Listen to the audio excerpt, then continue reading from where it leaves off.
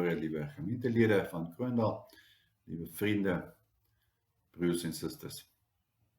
Ons het weer by mekaar gekom in die lockdown tyd om te vergader in die naam van die Vader en die Seun en die Heilige Gees. Ons vergader in die wete dat Jesus Christus by ons is.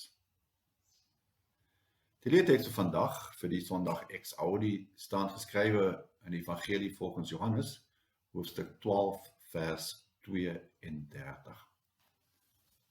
Christus sê, en as ek van die aarde af verhoog is, sal ek almal na my toe trek. Christus sê, en as ek van die aarde af verhoog is, sal ek almal na my toe trek. Vandag se kollekte is bestem vir die Duitse skool Kroondal, ons gemeenteskool. Wie 'n bydrae wil maak, kan dit graag doen deur EFT in die gemeente se rekening met vandag se datum en kollekte als verwysing. Mag God die erediens seën ons almal volgens sy wil lei. Laat ons bid.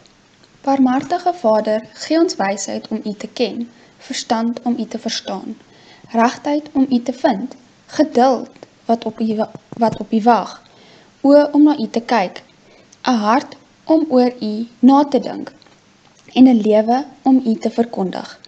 In die krag van die Gees van ons Here Jesus Christus. Amen. Ek nooi julle uit om saam met ons geloof in die drie-enige God te bely.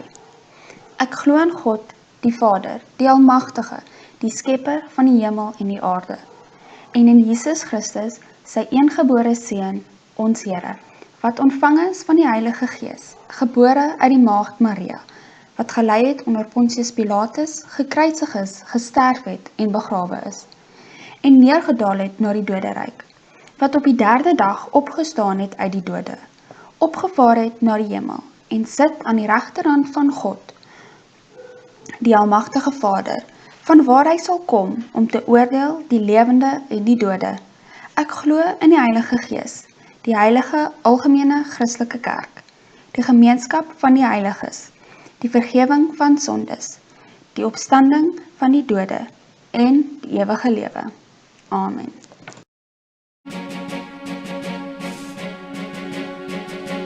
Helder skyn die lig vir die nasies, 'n vreugdeglans om die mense te verlig, tot die hele wêreld kan sien, U is die lig, mag U lig hier deur ons skyn. Vrolik klink ons lied vir die volke, 'n pryslied bring al die nasies om ons aan, tot die hele wêreld kan jubel oor U naam. Mag U lof hier deur ons klink, balsem bring herstel vir die wonde, 'n sagte salf vir die mense met hulpseer, tot die hele wêreld kan sien dat U genees. Mag U troos hier deur ons bied, eer U woord gee hoop aan die nasies, 'n hart vol hoop om die volke te verbly, tot die hele wêreld kan glo dat U bevry. Mag U hoop hier deur ons vier. U is koning hier oor die aarde, die mense vra na die wil om U te eer, tot die hele wêreld kan juich dat U regeer. Laat U ryk hier in ons kom, laat U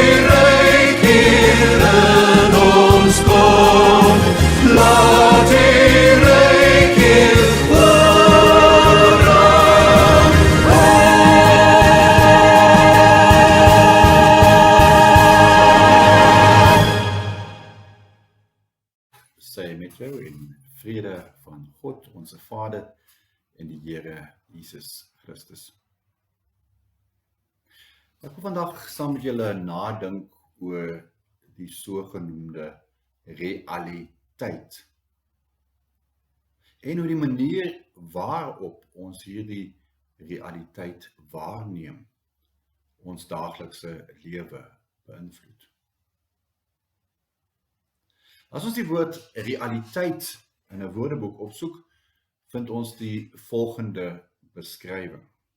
Realiteit, die stand van dinge soos dit werklik bestaan, in teenstelling met 'n idealistiese of fiktiewe idee daarvan.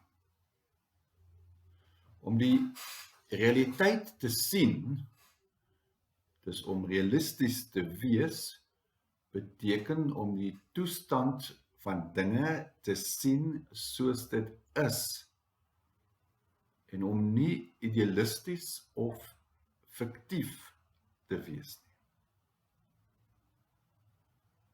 En nou die vraag, wat is dan die werklike stand van dinge, stand van sake in ons lewe, in ons land, in ons wêreld?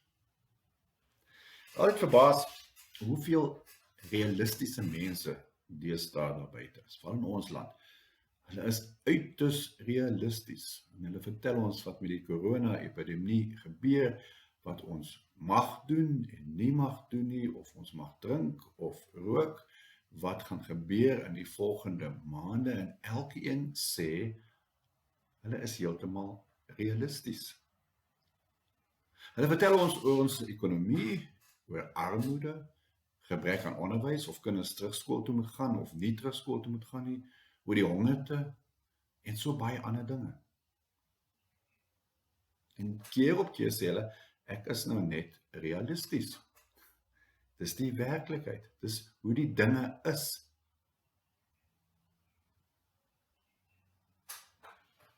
So wat mense as realiteit, as realisties ervaar, as werklikheid ervaar, is dit was baie verskillend. En dit kom ons almal agter. Ons realiteit is nie dieselfde nie. Ons sien dinge baie verskillend, en wat ons as realisties sien, is baie kere baie verskillend. Wat altyd dieselfde is dat ons realiteit, dit wat ons as realiteit waarneem, wat vir ons realiteit en realisties is, altyd ons optredes, ons woorde en ons lewe beïnvloed. En dis die vraag, wat is ons realiteit vandag? As ons nou hier sit, vandag in ons huise en ons luister en ons dink met mekaar, wat is ons realiteit vandag? Wat is die stand van sake soos hulle werklik bestaan? In teenstelling met 'n idealistiese of fiktiewe idee daarvan. Wat sien ons rondom ons? Wat dink ons? Wat is vir ons werklik en belangrik? En hoe beïnvloed dit die manier waarop ons in hierdie tyd optree en leef? Wat is realiteit? Dat is baie lank gelede gebeur wat baie mense, waarskynlik destyds tot vandag toe, as baie onrealisties sou beskou. Vandag miskien nie so baie soos destyds nie, eenvoudig weens die geskiedenis, maar destyds beslis. God, die skepper van hemel en aarde, het 'n klein, 'n onbeduidende volk gekies om sy eie te wees op die berg Sinai. So 'n klein volkie. Eintlik slawe wat weggeloop het. En hy het nie net hierdie volkie vir sy eie gekies nie, die skepper van hemel en aarde, hy het gesê, ek gaan met julle 'n verbond sluit. Met julle.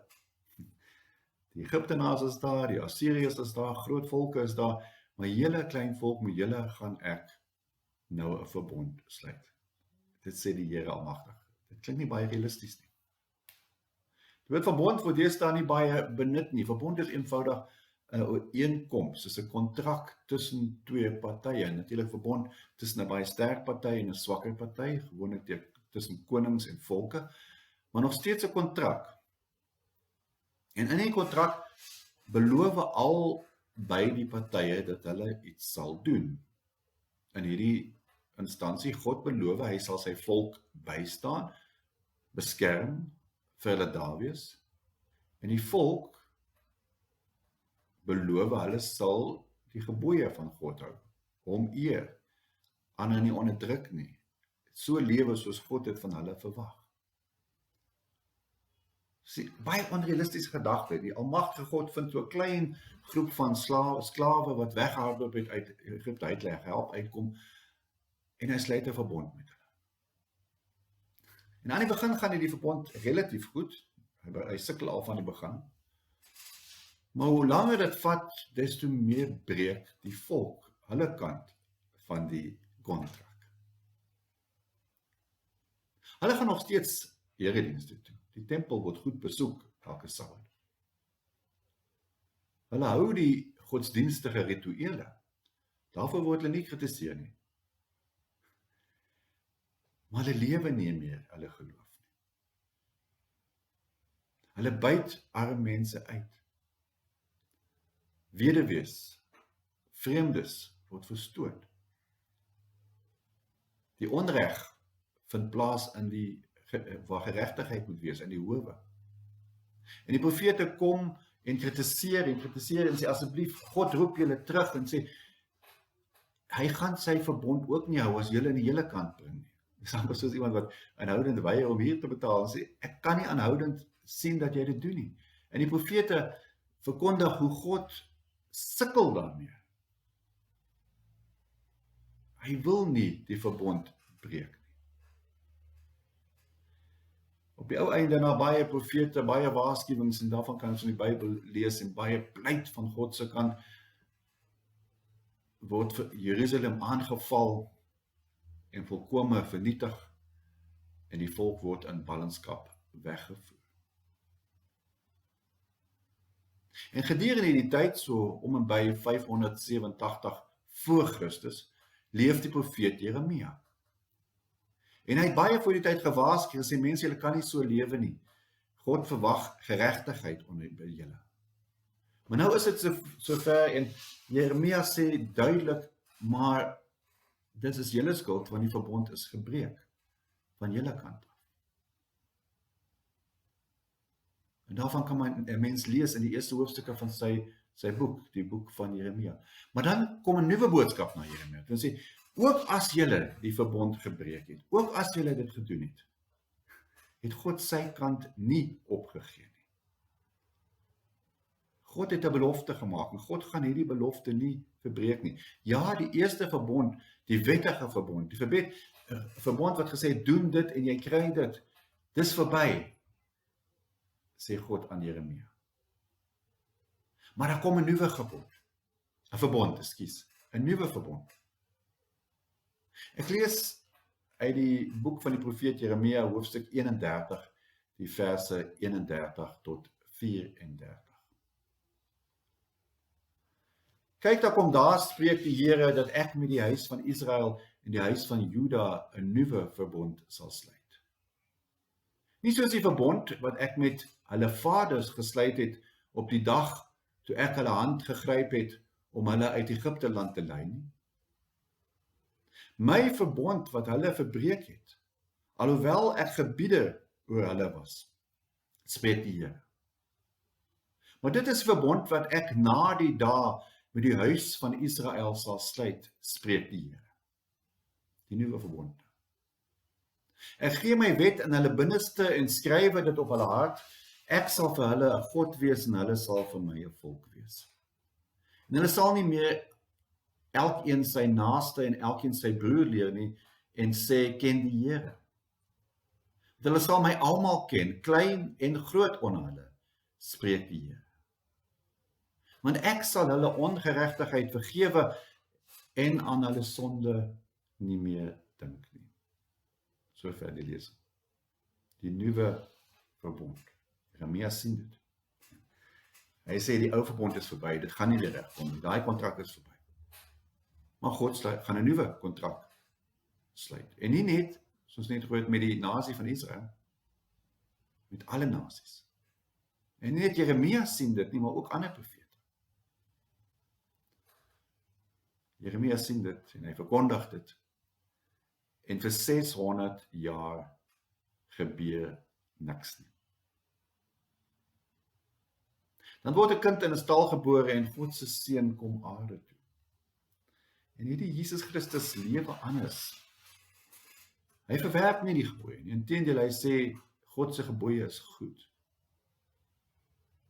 Maar hy lê hulle anders uit as die wetgeleerdes, die fariseërs, die skrifgeleerdes.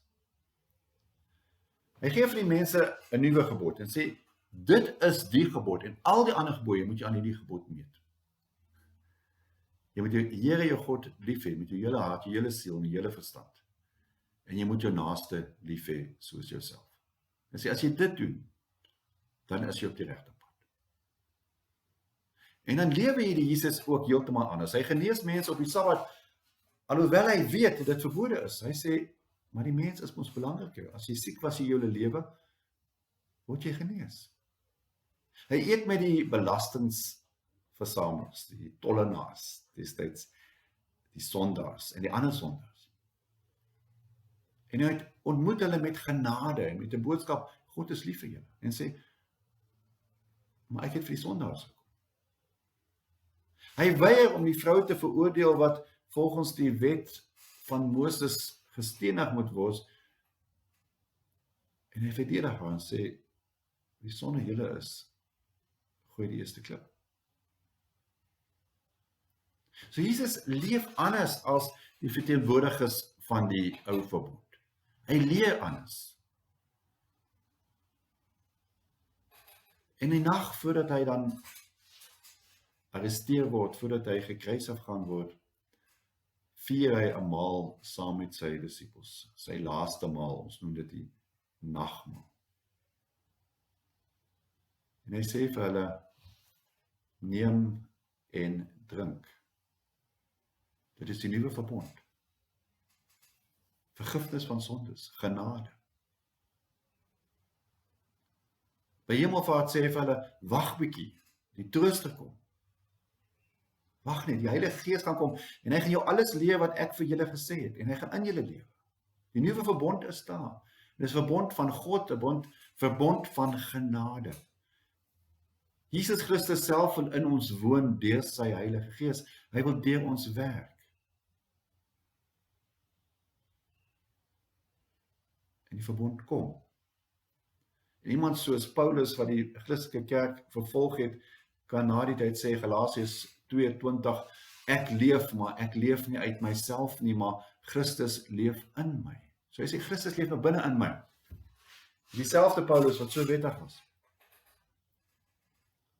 Hy noem die Christene van sy tyd die heiliges. Noem dat hulle so goed is, nie? Hulle sukkel maar soos ons almal sukkel. Maar hy sê, die Heilige Gees is in julle. Julle lewe uit die nuwe verbond. Julle is heilig. En elke Sondag sê ons dieselfde. Ek glo in die heilige Christelike kerk. Die gemeenskap van die heiliges. Die nuwe verbond, die Heilige Gees. Georg Zink, bekende skrywer, beskryf hierdie nuwe verbond baie gepas, net wil dit voorlees. As jy God in jouself vind, as jy hom hoor in die innerlike woord wat in jou dieptes kom, dan vind jy iets oneindig kosbaar daarmee. 'n lewenskrag wat sterker is as jou eie. 'n duidelikheid wat jy nie van jouself het nie. 'n vertroue en 'n oortuiging wat nie uit jou eie krag ontstaan nie. Dan kan jy werklik sê, ek is 'n woning van God. Meer as dit kan ek nie wens nie. Ons lewe in 'n nuwe verbond. Dit maak ons nie perfek. Ons sukkel, ons val, ons staan op en ons val weer. Ons lewe uit genade. En tog is die Heilige Gees daar en hy lewe in ons. God soek nie perfekte mense nie, hy soek mense wat hulle lewens oopmaak in die nuwe verbond lewe en sy Heilige Gees in hulle lewens innooi. Ek sluit met die vraag waarmee ek begin het. Realiteit. Die stand van sake soos hulle werklik bestaan, in teenstelling met 'n idealistiese of fiktiewe idee daarvan. Wat is my en jou, wat is ons realiteit? Vandag. Sien ons die werklikheid van God, dat God 'n nuwe verbond gesluit het, dat Christus by ons is, dat die Heilige Gees ons lei, of sien ons net die ander werklikhede wat so baie mense as realisties beskryf? Sien ons die realiteit dat God in beheer is ten spyte van alles wat om ons gebeur? Of glo ons dat ons oor uitgelewe is? Besef ons dat liefde sterker is as haat en genade sterker as vergelding? Sien ons dat ons geroep is om iets in hierdie wêreld te verander? Of sien ons onsself net as swak en hulpeloos? Ek stel die vraag eksplisiet in die ons vorm. En ek sluit myself daarbij in. Dis 'n vraag wat ons onsself moet stel, elke dag eintlik van ons lewe. Wat is my realiteit? Die nuwe verbond staan. Die vraag is, wil ek deel daarvan wees? Christus het alles gedoen. Wat is my realiteit? Mag die vrede van God, wat meer is as alle menslike verstand, julle harte en gedagtes bewaar in Christus Jesus.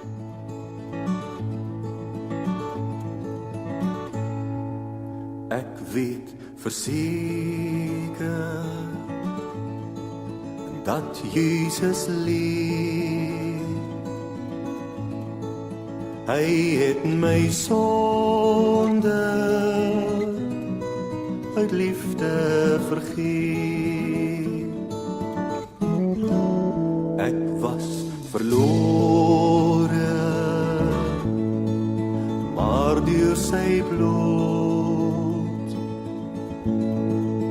is daar nou vrede in my gemoed. Hy is my leidsman, hy laat my leef.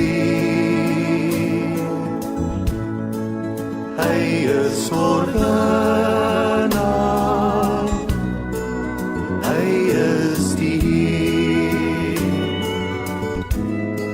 En selfs as ek struikel en het berou, sal hy vergewe, hy bly getrou. Hy is my leidsman, hy laat my leef.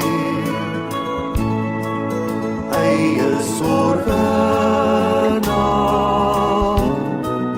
hy is die Heer.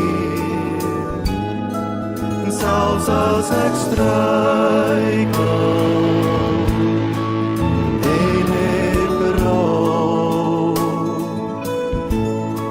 sal hy vergewe, hy bly getrou.